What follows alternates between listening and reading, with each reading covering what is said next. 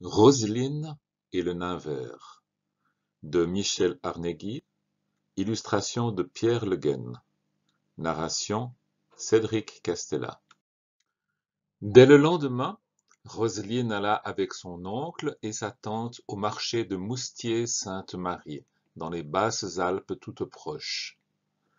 Le nez collé aux vitrines, elle ne se lassait pas de contempler les grands plats de faïence et les assiettes décorées, fruits d'un travail qui avait fait jadis l'orgueil de la ville. Bouche ouverte et tête renversée en arrière, elle admira ensuite la grosse chaîne ornée au centre d'une étoile qui reliait les deux falaises abruptes dominant la ville et où s'accrochaient des maisons. Cette chaîne, affirmait l'oncle Figanière, avait été rapportée d'une croisade par un chevalier provençal. Line se dit que Moustier ne ressemblait à aucune des villes, à aucun des villages qu'elle avait vus jusqu'à présent. C'était un lieu si extraordinaire qu'elle se promit d'en parler à son cousin Vincent. La bastide de l'oncle Figanière s'élevait en lisière du grand plan de Canjuère. Elle avait des murs épais décolorés par le soleil, un toit plat. De lourds contreforts protégeaient ses angles. Trapus, solitaire, soumise au déchaînement du mistral qui s'acharnait sur ses fenêtres étroites, y jetait des rafales de cailloux, elle serrait contre elle sa bergerie, face au désert lunaire du plan. L'été, un soleil implacable rôtissait les tuiles rondes, desséchait les feuilles des 3 platanes et du mûrier malingre planté devant la porte. Les lézards eux-mêmes ne quittaient l'ombre des pierres que le soir. Le carré de lavande, derrière la maison, devenait au mois d'août d'un gris-bleu si pâle qu'on ne le voyait presque plus. L'hiver, un vent glacé sous un ciel clair, transissait bêtes et gens. Sous la neige, le grand plan prenait un air de steppe d'Asie. L'oncle Figanière possédait en outre 2 jolies fermes sur les bords de la Durance, dans une région fertile, à portée de fusil de gros bourgs animés. Mais il n'aimait que sa bastide du plan, où il était né, où tous les Figanières étaient nés depuis des générations. Rien au monde n'aurait pu la lui faire quitter. Le départ de ses 2 fils, incapable de supporter plus longtemps la solitude de Canjuère, ne l'avait pas fait changer d'idée. Pour lui, aucune ville, aucune terre, aucune riche demeure ne valait le grand plan, la bergerie, la maison qui sentait la lavande et le soin. Tante Figue, elle, puisqu'aussi bien on l'appelait ainsi, était née à Moustier. Les premières années de son mariage, elle avait terriblement souffert de l'isolement. Elle avait été torturée par la peur aussi, car le grand plan si désert l'effrayait. Mais elle s'était si bien habituée à la longue qu'elle n'aurait eu aucun plaisir maintenant à abandonner la bastide silencieuse, où l'épaisseur des murs, l'étroitesse des fenêtres maintenaient l'été une fraîcheur, une pénombre reposante. Sa fille, elle, était partie habiter Moustier, chez sa grand-mère, en attendant de se marier. Roseline adorait tante Figue. Celle-ci le lui rendait bien. La petite était sa filleule. Elle ne l'appelait jamais que Roseline, sans employer le diminutif de Line, car ce nom l'enchantait. Allant et venant dans sa maison solitaire, elle aimait à se raconter l'histoire de la sainte Varoise. Roseline de Villeneuve, étroitement surveillée par un père d'une avarice effroyable, portait en cachette du pain aux pauvres dans son tablier. Surprise un jour par son père, alors qu'elle accomplissait son action charitable et menacée de mort, un miracle changea le pain en fleurs.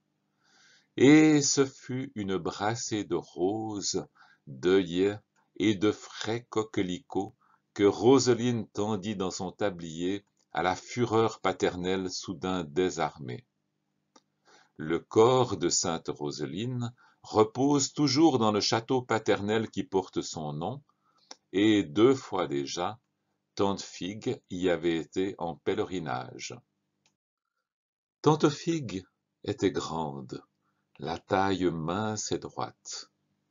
Très brune, avec de grands yeux noirs, elle avait un visage doux, des traits usés, fins, délicats, comme ces longues mains que le travail n'avait pas déformées. Elle avait dû être très jolie. Pour faire plaisir à Line, il lui arrivait de revêtir les vieux costumes provençaux des arrière-grand-mères et grand-tantes figanières. Les jupons à raies, les jupes à fleurs si bien matelassées qu'elles se tenaient toutes raides et droites lorsque tante Figue les posait sur le sol, comme autant de poupées, les fichus de dentelle, les petits bonnets brodés, tous ces trésors enchantaient Line. Mais, cette fois, Line n'avait pas le cœur à s'amuser, comme durant ses autres séjours. Elle avait confié à tante Figue son chagrin de voir ses parents si tristes, et son intention de se mettre à la recherche de la dame. « Dis, tante Figue, » demanda Line un jour, tandis qu'elle mettait le couvert dans la vaste cuisine pour le repas de midi. « C'est vrai qu'il y a sur le plan des trous qui ont 100 mètres de profondeur ? » Oui, c'est vrai. Des avants, on les appelle par ici. Ne va surtout pas te promener par là, mon Dieu, j'en tremble. Et des grottes. Il y en a aussi. Line avait parlé d'une voix hésitante, presque craintive, et Pastor, inquiet, leva le nez, reniflant à petits coups rapides qui faisaient remuer à droite et à gauche son museau noir. Non, il ne sentait rien de suspect. C'était encore cette folle de Riquette qui avait dû raconter des bêtises à Line et l'effrayer. À moins que ce ne fût cette Rosée de Comps. Qu'avait-elle bien pu dire à Line, tandis qu'il se dégourdissait les pattes le long de la route? Cette petite, songea Pastor, je ne devrais jamais la quitter d'un pas. Des grottes? Reprenait tante Figue. Bien sûr qu'il y en a, mais plus loin, vers le Verdon ou vers cette montagne que tu vois là-bas. Tu n'as pas l'intention d'y aller, au moins. Line rassura sa tante. Non, elle n'irait pas là-bas, elle aurait bien trop peur. Et c'est bien vrai que Line, chaque fois qu'elle venait passer quelques jours à la bastide de l'oncle Figanière, était partagée entre la peur panique que lui inspirait le désert gris du plan et la curiosité qui la poussait à se risquer au dehors à toute heure du jour dans l'espoir d'apercevoir elle ne savait quoi. Car dans un tel pays, Line en était bien convaincue, il devait se passer des choses extraordinaires. Des histoires de fées, peut-être. Ce gros lézard vert qui brillait au soleil comme un joyau, n'allait-il pas se changer en beau chevalier? Et cet oiseau inconnu dont le chant plaintif s'élevait chaque matin à l'aube, n'était-ce pas une princesse qui demandait à être délivrée de l'enchantement la retenant prisonnière? Peut-être Rosée de Comps était-elle une fée, elle aussi. Écoute, Line, reprit tante Figue après un silence troublé seulement par le tintement des couteaux et des fourchettes que Line disposait de chaque côté des assiettes. Écoute, ne me parle plus de ces trous et de ces grottes. Je n'ai jamais pu m'y habituer. Va plutôt me chercher un pot de confiture d'abricot dans la grande armoire. Tu la goûteras au dessert. Je suis sûr que ta mère elle-même, pourtant si fine cuisinière, n'en fait pas d'aussi bonne. Et puis, en attendant ton oncle, Nous allons faire une flambée. Il fait encore frais ici à cette saison. La cheminée de la grande salle était si vaste, sous sa haute bombée, qu'elle dévorait à toute allure le bois que l'oncle Fig allait chercher bien loin, tantôt avec sa charrette et son cheval, tantôt avec sa camionnette.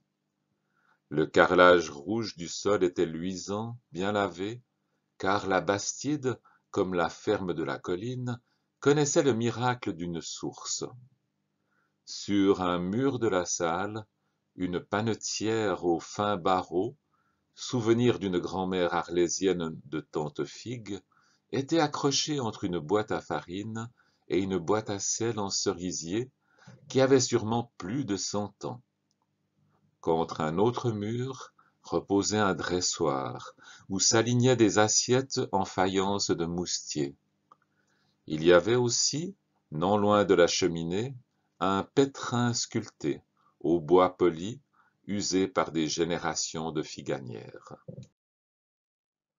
Voyant sa maîtresse installée au coin du feu et bien tranquille, Pastor s'en alla trouver Riquette, qui pelait sans entrain des buissons épineux. C'était la première fois qu'ils accompagnaient Lynn dans ce voyage. Cet horizon sans fin, borné par des montagnes chaotiques, les effluves inconnus qui passaient sur ce désert les dépaysaient si fort l'un et l'autre, qu'ils ne s'étaient pas une seule fois querellés depuis leur arrivée. Au contraire, ils ne cherchaient qu'à être ensemble. Dès la première nuit, Riquette avait refusé obstinément de dormir dans la bergerie. Pour qui la prenait-on? Elle, une bête libre, allait s'enfermer avec ces tristes moutons qui ne savaient que brouter au ras du sol, qui obéissaient à la voix du chien comme un troupeau d'esclaves, et se terraient la nuit dans des bergeries aux toits bas et sans un souffle d'air? Jamais de la vie! Elle dormirait sous les mûriers, devant la porte, ou ailleurs, s'il lui en prenait envie.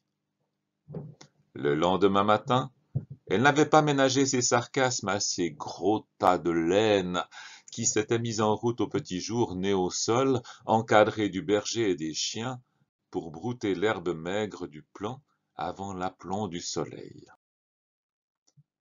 Et puis, cette Line, maugréait encore Riquette, elle est toujours dans les jupes de tante Fig. Elle ne peut pas s'occuper un peu de moi, non? Je meurs d'ennui dans ce pays qui ressemble à la lune. Ce n'est pas un endroit pour les chèvres. Aussi était-elle bien contente lorsque son vieil ennemi Pastor venait la retrouver. Il s'ennuyait presque autant qu'elle, et c'est pourquoi ils avaient fait la paix.